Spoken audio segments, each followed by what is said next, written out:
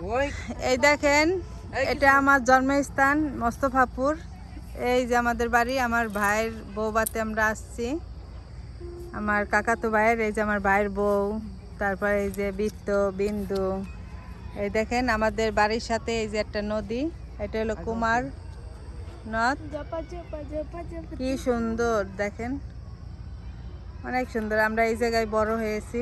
আর বড় মালিক, আর এই দেখেন একটা কুকুর, তারা এই যে কুকুরের সাথে দুষ্টুমি করতেছে। বৃত্ত কেমন লাগতেছে এই জায়গায় এসে তোমার? ভালো লাগতেছে। ওইখানে ছাগল, ওই যে একটা ছাগলও আছে দেখেন। ছাগল এটা কি নৌকা না? বুঝে না। হ্যাঁ এই দেখেন নৌকা, এই যে বেশাল আছে। আর এই নদীটা খুব সুন্দর, অনেক সুন্দর। অনেক দিন পর আসলাম। জন্মস্থান।